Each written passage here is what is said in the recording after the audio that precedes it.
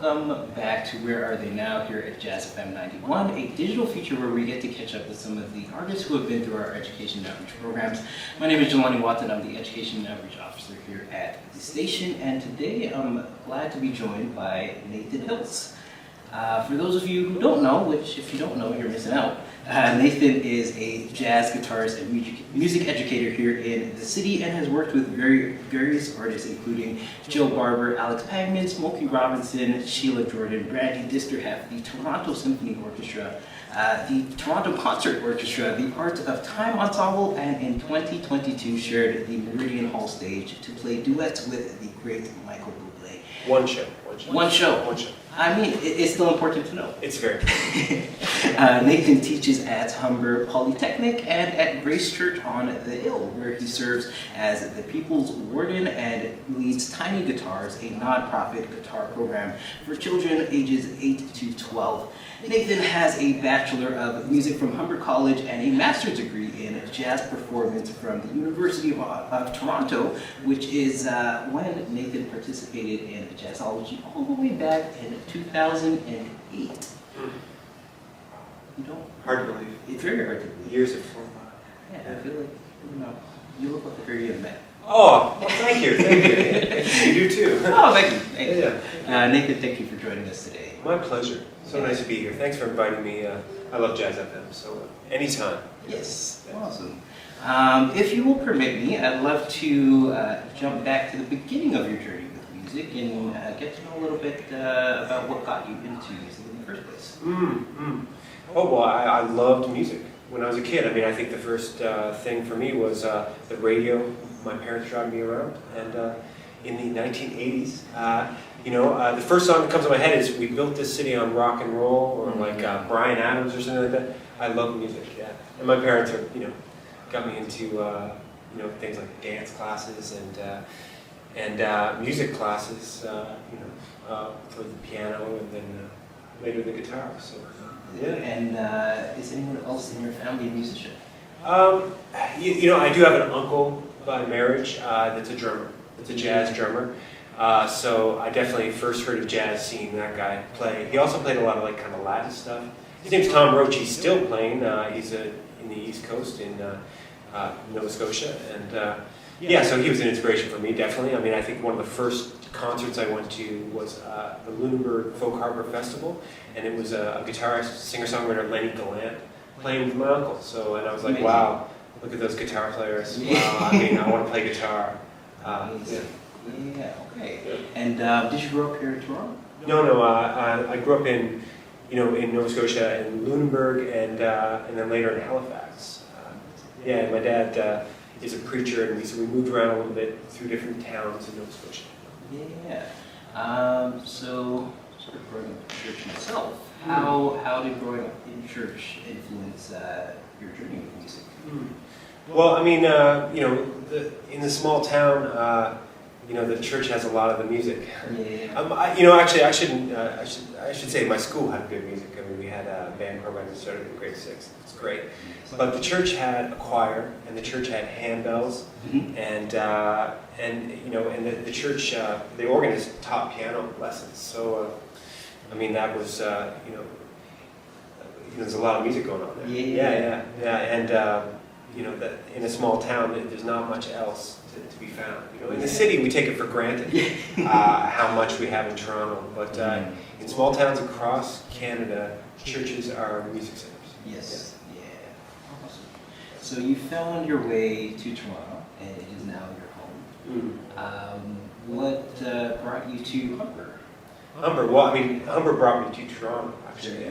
Yeah. I mean, I was living in Nova Scotia, and I think Irish music is great, but I prefer Duke Ellington and Miles Davis, Wes Montgomery, Grant Green. I want to play jazz music, so.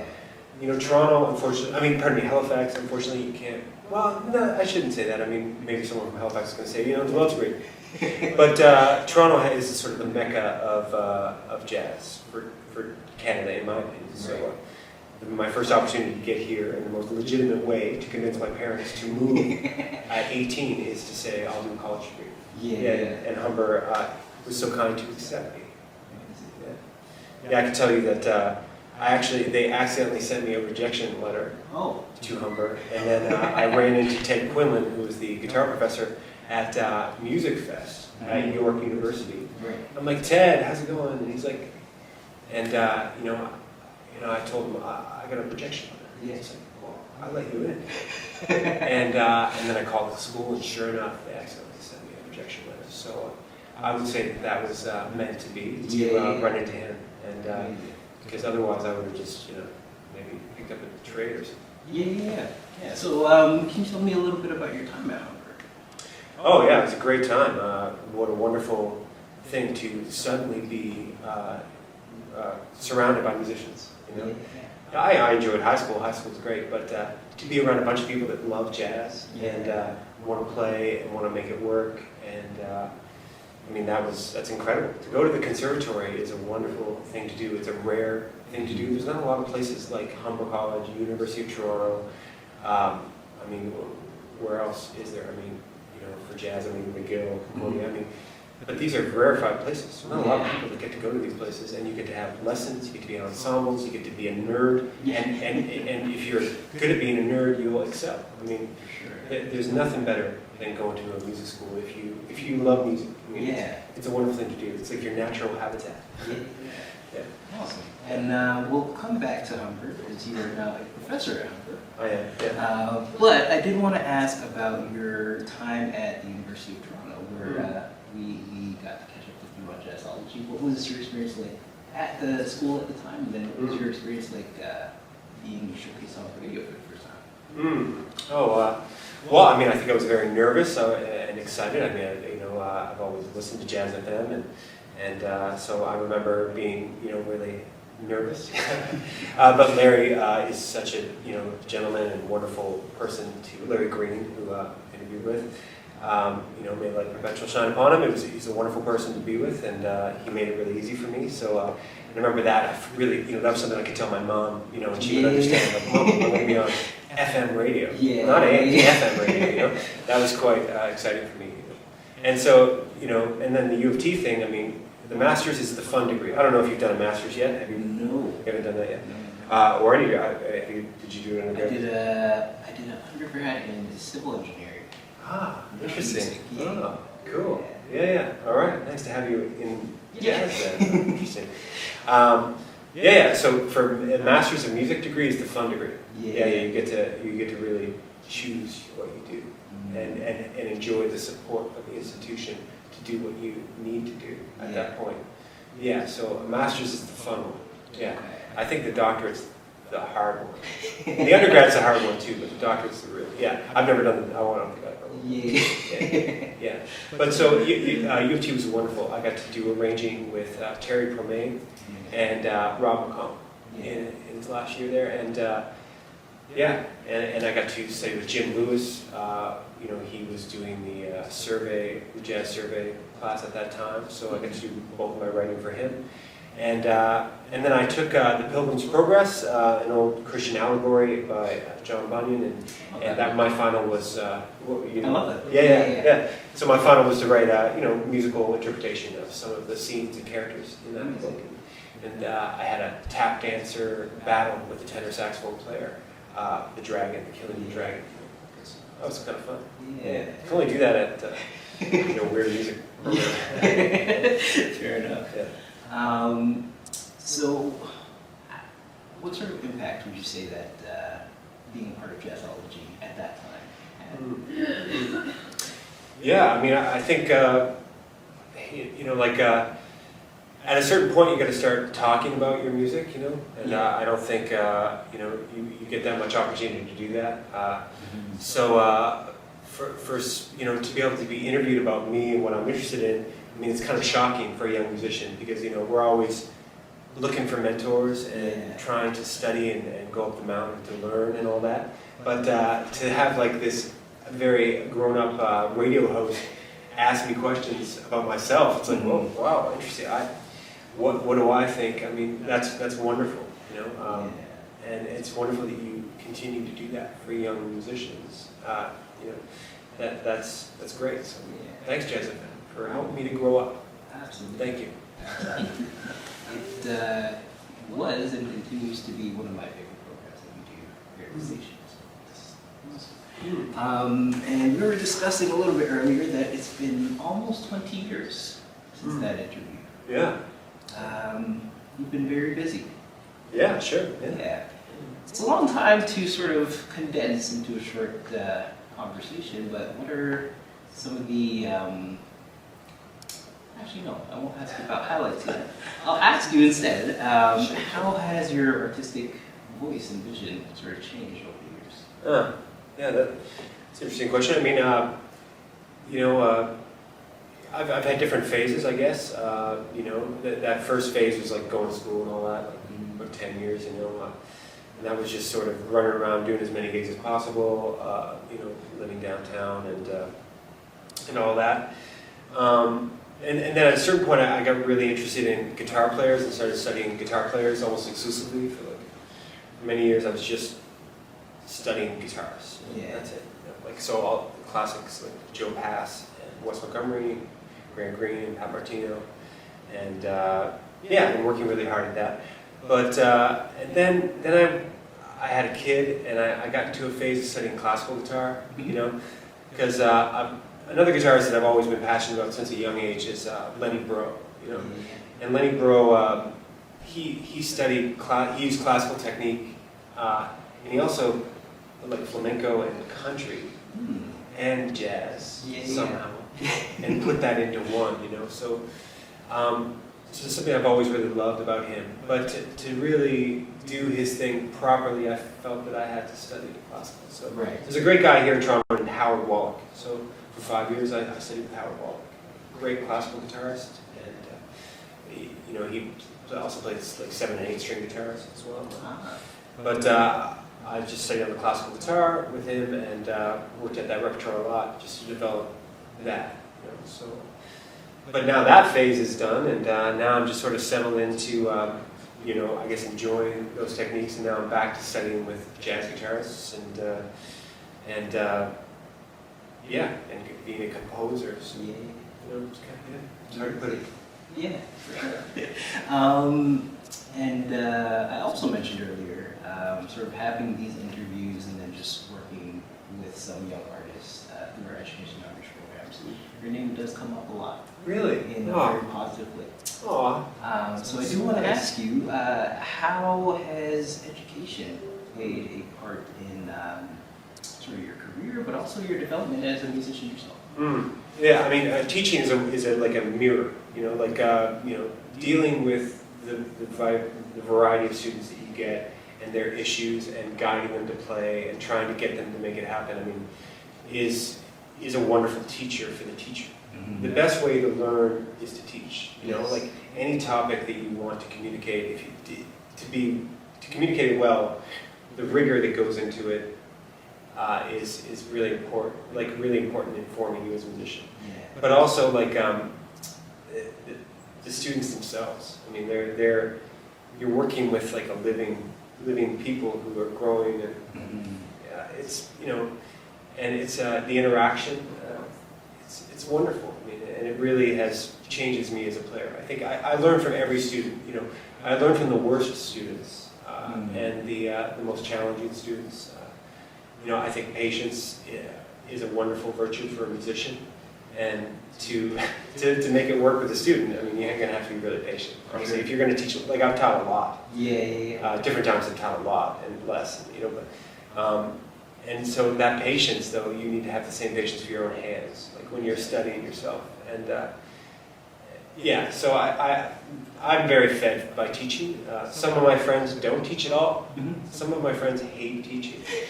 And recently I was taking a lesson with great Andre White, great drummer and piano player, and he told me that there is no one way to figure it out. So I totally agree with that. So for me personally, I'm very fed by students. I love my teaching. It's fun. And you teach currently in a few different areas. So what is it like teaching at a college level versus teaching private lessons with students, and then teaching at church, whether it's group lessons? Oh yeah, I mean, I think beginners are great. I'm excited by beginners because they're excited to start, and the beginning is always really fresh and fun. There's a lot of energy in the first couple of years of music lessons for almost everybody, and then some people, discover it's not for them or move in different directions. So I love teaching children, and I like kids. They're really fun, and kids have the best ideas. Kids are so smart. As we get old, all our creativity drains away. Kids are wonderful. But the college students are really good too. I mean, something I appreciated about going to the college and university was the rigorousness of it. So I'm fairly hard on my students a little bit. Because I always thought that was nice when I got teachers that took things seriously. So I try to take it seriously, but I don't know. I try to also be understanding and forgiving because. It's challenging. There's new challenges to being a musician at this time. Cost of living is much higher. Tuition is much higher. There's a lot of competition. I mean, you can't sell CDs. I mean, economics of music has changed. So I feel like it's hard for kids these days. So I like to be easygoing, but also give them a challenge. If my memory serves me correctly, you've been a part of over 30 recording projects. You have some recording projects of your own, and you play live throughout the city and internationally, I believe, as well. A little bit. A little bit. What are, 20 years is a long time. What are some exciting projects that you've been a part of? I love playing with Alex Pangman, who's a host here at Jazz FM, and along with his violinist Drew Jurecka. We've got a trio, and we play trad jazz that Alex knows a million zillion tunes, and we play this beautiful early jazz in kind of a different ensemble. It's just guitar, violin, and voice. I love that. But another one that I really love is with sax player Johnny Griffith, who we did, kind of electronic kind of jazz, where I played bass pedals, he plays saxophone and clarinet, and he plays synth and drums. That's called the Griffith Hiltz Trio. And Jazz FM's always been very kind to play our music, And but lately, I'm really excited to play with Jake Kaufman, alto player. And he's doing an album for Cellar Live, and so I'm very excited. It's the first time I've recorded for that label, so I'm excited. We're going to go out to Calgary in the end of June and make a record. Amazing. So those are wonderful projects, And another thing I've been doing is I've been leading some worship at Grace Church on the Hill, and I've been composing like ambient music. It's a very echoey church, so I've just thought, ambient music is way out of my range, but why not? When in Rome. Grace is an Anglican church, but and there's a lot of great musicians there, so I can just kind of call upon people in the congregation, and we can kind of get something together. So, what are some things that are sort of drawing on your creative juices when it comes to composing? Oh, well, a lot of the time it's been sort of storytelling. With Griffith Hiltz Trio, we created a sci-fi storyline. It was, how was it? Like, it was kind of like a combination of all our favorite movies like Star Wars and Indiana Jones. A secret power in Atlantis, and like a team of heroes going to save it from the Nazis or something like that. So we wrote the soundtracks to movies that didn't exist. Gotcha. But at church, it's scripture. It's we at the Anglican Church we read through lectionary over a 3-year period, and so when I'm called upon to do a service, there's whatever readings happen to be on that day, and then especially with this ambient music thing, it's an opportunity for me to compose based on the story. And there are some psychedelic, interesting, strange stories throughout the Bible, as you know. And so that can be really fun as a composer. Amazing. before we jump into some exciting stuff that you may have coming up, I did want to ask, you work with a whole bunch of young people right now. Sort of looking back at your own journey, what's some advice that you'd give to a young musician just getting started? That's a good question. I mean, I would say hang out at the clubs, go to see your friends play, go to jam sessions, and go play as much as possible. And also, like, get curious and study your favorite music.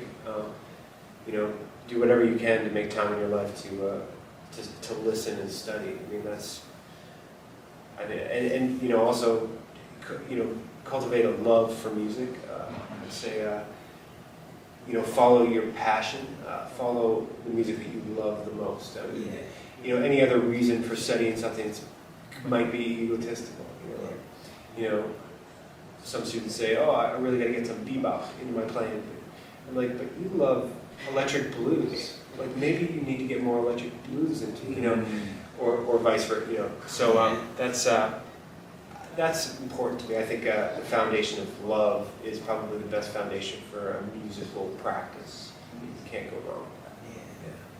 And to feed off of that, not to get too philosophical, but we all have different definitions of what success means to us. For you, what would that? It's a trio at the Rex Hotel from 5 to 7. I mean, to me, that's perfect. I love it. Oh, sorry. It's you know, nice early set. I'm done by 7 o'clock. The crowd's good. Food, the burger's good. Beer's good. The sound of the stage is fine. The staff are so nice. Yeah, 5 to 7 at the Rex Hotel is a definite feeling of success. You know? I would say. Yeah. So, if I can't ask, what does a typical day-to-day look like for you nowadays? Oh, well, right now it's you know, the year has a certain shape to it. So Humber College has the semester's done. So I mean, I'm there. I just finished up, so I marked 1,000 papers, and that's all done. So now I'm just a pure musician for a little while. You know, the church is also finishing up. I kind of try to make it mirror the college thing. So 14 weeks in the fall, 14 weeks in the spring, and so we would have our last class there. So I'm just going to be doing gigs, being a dad. I'm a dad. I have a 10-year-old, and you know, I'll be playing with my friends and practicing the guitar. I've been very interested in Adrian Monard, French guitarist, and I've also been very interested in the great Sonny Greenwich. You know, I've been interested in him for a long time, but I'm gearing up to record some of his music. I've been working on a record, so you know, I'm playing archtop with some overdrive, which is kind of fun. Yeah. So, as you are gearing up to get back into being a full-time musician, I know that teaching is a part of the gig, but sort of focusing on music. What do you have coming up over the summer? Okay, well, June 7th is a Sunday, and at 10 a.m. I'll be doing my jazz mass at Grace Church on the Hill. Amazing. Yeah, 300 Lonsdale. And so that's just, you know, the Kyrie and Gloria, the parts of the mass, and it's a fusion of the, you know, jazz ensemble with choir. Yeah. And so I use alto, tenor, and trumpet, and bass, and guitar, maybe banjo a little bit, and tenor banjo, and so that'll be really fun. And also I'm doing July 9th at the Jazz Bistro, which will be quartet with a great piano player from Ottawa named Mike Manning, really swinging, powerful pianist. Perfect accompanist, you know. And that Sonny Greenwich stuff that I'm recording, he's got the power and the sort of support to kind of help me get close to that sound of Sonny. And so he'll be with me for a weekend. I'm really looking forward to that. And then the last one is July 17th. It's the Revival House in Stratford. And that's with the trio with Alex Pangman and Drew Jureka. Yeah, but I mean, we've got other stuff going on, like it's on the website and all that, but those are three sort of exciting. And you said you're working on a new record. When can we anticipate Well, perhaps you could give me, advice. When should I release it? What do you think? When's the best time to release a jazz record? I've got at least another couple days of recording to do. But Yeah. Is it the fall? Is it the spring? I feel like any time is a good time. Really? I would say around or before October. Something to do with the award season and being eligible for multiple years. All right. Yeah, I'll aim for that then. I'm going back into the studio just after that Jazz Bistro gig. Awesome. So that night we're gonna play the music, and then do my second day at the studio and play it. And I think fall seems like a realistic time. I've been recording at Kensington Sound. And they're using a tape process down there. And Josh Goldman is doing the recording, and it's sounding really good. And so I expect it to fall. Amazing. Let's see. Make sure I touched on everything that I wanted to ask you today. So, Great. yeah. Any questions online? Do people ask? Get any? Not at this time. Oh, okay. No. That's all right. Yeah. But for them to keep up with what you're doing, what are the best channels for them to? Yeah. Well, NathanHiltz.com or Instagram. I think is the one. Yeah, Instagram. Yeah, Nate Hiltz at Instagram or at Nate Hiltz is Instagram. Facebook. Awesome. I've got nothing else. Thank you so much. Thank you so much. Fun. This was easy. Yeah. Yeah. It's been great catching up with you. Yeah, my pleasure. And for those tuning in, thank you for tuning in. Once again, this has been Where Are They Now? With Jazz FM 91.